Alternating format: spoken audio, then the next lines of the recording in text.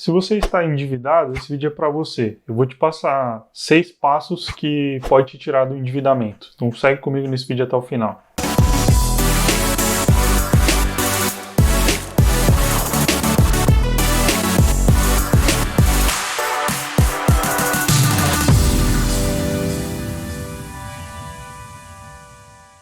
Uma das coisas que eu já costumo falar, todo mundo acho que me segue já sabe, é assim, o objetivo desse canal aqui é te ajudar a criar uma mentalidade rica, uma mentalidade onde você possa ter mais resultados, onde você possa sair das dívidas, onde você possa começar a fazer investimentos, onde você possa atingir a sua independência financeira. Então, já deixa o seu like aí e se inscreve no canal para que você possa ter mais resultado na sua vida financeira. Eu já passei por alguns momentos difíceis também, como esse na minha vida, onde eu estava com um valor absurdo a pagar e é uma sensação ruim quando a gente está endividado, porque a gente não se sente bem, pelo menos eu não me sinto bem de modo algum quando eu tenho algo muito grande para pagar, ou eu não estou conseguindo dar conta daquilo, né? Acho que é algo muito ruim que a gente passa naquele momento. Pelo menos algumas vezes já cheguei a não dormir, ficar sem dormir, porque estava bem com aquilo, né? Não estava bem com o que eu estava sentindo ali, não estava bem com o que estava acontecendo. Na verdade, várias vezes eu fiquei sem dormir. Então, assim, eu queria partilhar com vocês aqui alguns aprendizados que me ajudou a sair do endividamento. Basicamente, a gente precisa entender que quando a gente está endividado, para que a gente possa sair das dívidas, a gente precisa fazer alguns sacrifícios, né? Sacrificar o presente para que a gente possa ter uma estabilidade no futuro. Esse é o primeiro passo. Precisa saber que a gente vai ter que fazer alguns sacrifícios, né? Sacrificar o conforto presente para que a gente possa ter um conforto futuro. Tem uma frase que é interessante, que ela diz o seguinte: sem sacrifício não há vitória. Se você sabe de quem é essa frase, deixa nos comentários aí, porque você é foda. Nossa, eu aqui fazendo piada enquanto a gente tá falando de um assunto sério que é dívida. Desculpa, tá? Eu vou focar aqui e vou ser sério. E aí, depois que você entendeu que você tem que fazer alguns sacrifícios para vencer o endividamento, você precisa passar para o passo 2, que seria: levante todas as dívidas que você tem, anote no papel, faça alguma planilha, quantas dívidas você tem, quais são os valores das dívidas, quais são as taxas, quais são os parcelamentos que você fez, né? Então anota tudo isso, porque quando a gente anota tudo isso, por mais que seja ruim, é ruim a gente olhar para esse ponto que são coisas negativas. Mas a questão é que quando a gente olha para isso, a gente entende quais são o nível do nosso endividamento, porque a gente tende eu vou pagando, e a gente não assume aquele problema para a gente não coloca no papel, e assim a gente não sabe como prosseguir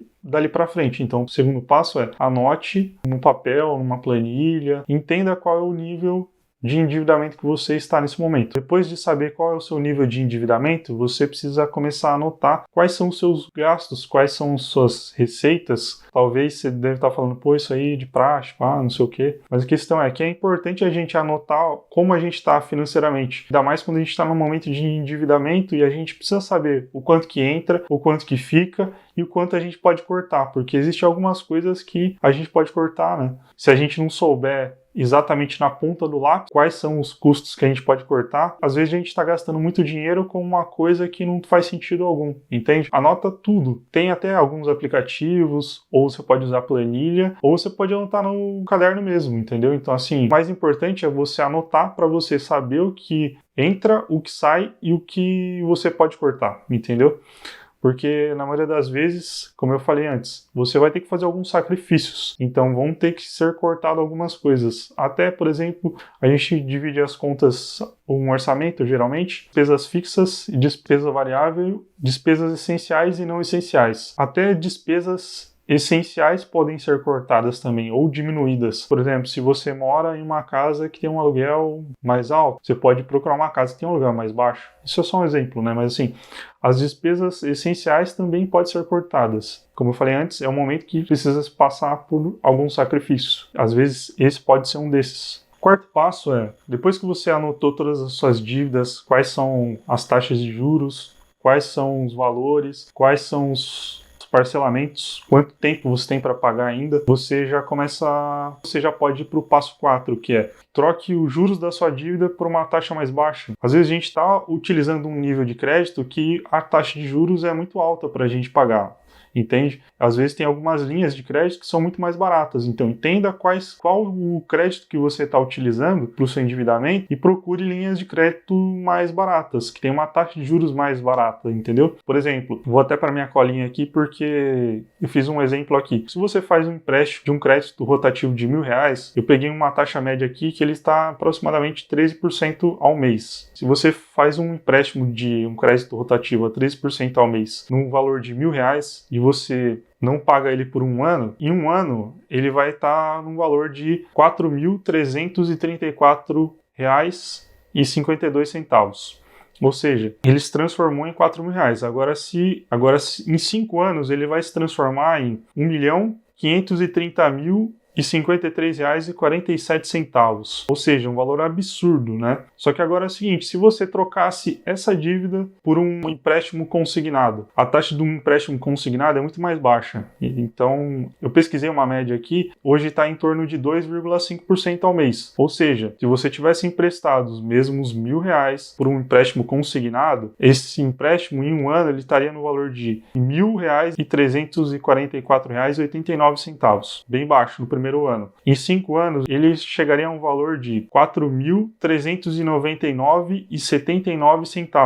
É como se você trocasse uma dívida absurda por uma dívida muito pequena, entende? Então, o que acontece? Quando você olha para sua taxa de juros que você está pagando agora, às vezes você pode encontrar uma linha de financiamento ou uma linha de empréstimo que é muito mais barata do que você está pagando agora. Como você já notou antes lá quais são as suas taxas e os seus prazos de pagamento, você consegue, vai lá no seu banco, vai no outro banco, tem algumas linhas também de portabilidade de crédito, onde você pode passar a sua dívida para um outro banco e ele te oferecendo taxas melhores também. Então, comece a procurar como trocar a sua taxa de juros por uma taxa de juros mais baixa, entende? Esse é o quarto passo. O quinto passo é tente negociar. Você vai ter que negociar, vai ter que meter a cara lá, ir lá no gerente do seu banco ou gerente de onde você fez o empréstimo e falar, ó, eu não tenho condição de pagar, minha condição é essa, ou a gente negocia aqui ou eu não vou conseguir te pagar. Você vai ter que conversar lá. E às vezes, quando você tem um valor próximo do que era o valor inicial da dívida, eles acabam aceitando, porque é melhor eles aceitarem um valor do que eles não receberem nada, né? Então, procura renegociar suas dívidas. O próximo passo é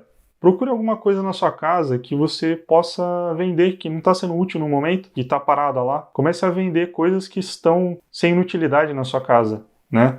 Porque às vezes você está com um monte de dinheiro parado aí. E esse dinheiro pode te ajudar a quitar suas dívidas. Então, começa a procurar e de repente você tem alguma coisa, começa a anunciar isso, alguns sites de usados, então já é algum dinheiro que pode te ajudar a antecipar algumas parcelas e quitar antes suas dívidas, entende? Às vezes a gente não olha para isso, mas o dinheiro está parado no seu cômodo aí do seu lado. Começa a olhar ao seu redor aí.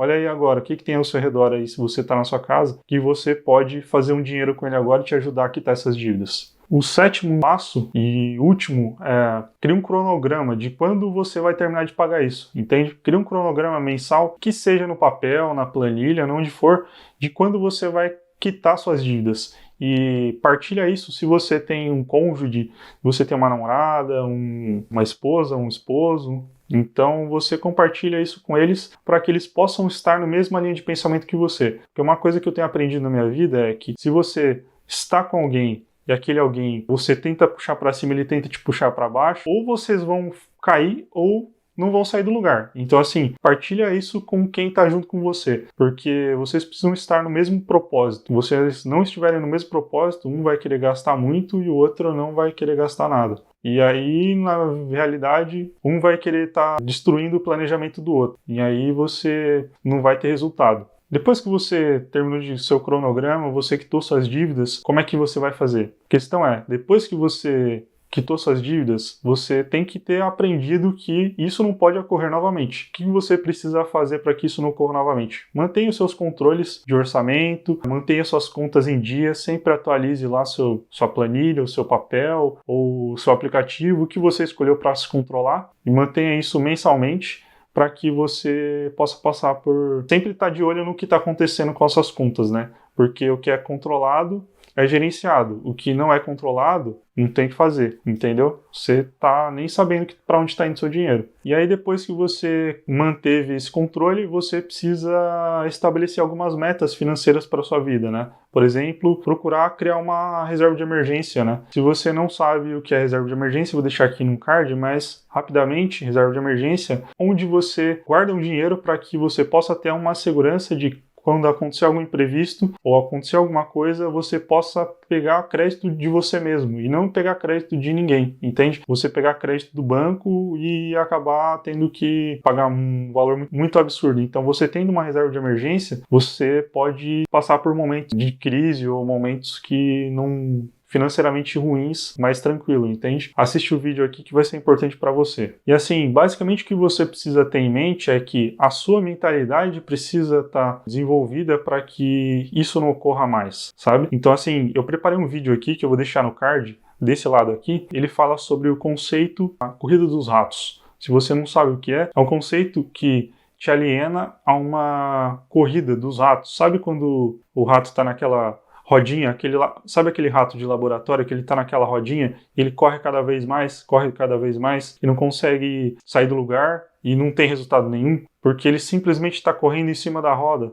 Então, basicamente esse é o conceito que a maioria das pessoas elas tendem a, cada vez que elas ganharem mais, gastar mais, ganharem mais, gastar mais, e acaba não tendo resultado nenhum. Então, dá uma olhada nesse vídeo que eu vou deixar aqui, já sai desse aqui, já vai para ele, que vai ser importante para você ter uma mentalidade diferenciada com relação às suas dívidas, beleza? Se você gostou do conteúdo, não deixe de se inscrever, agradeço por você ter assistido até aqui, até o próximo vídeo.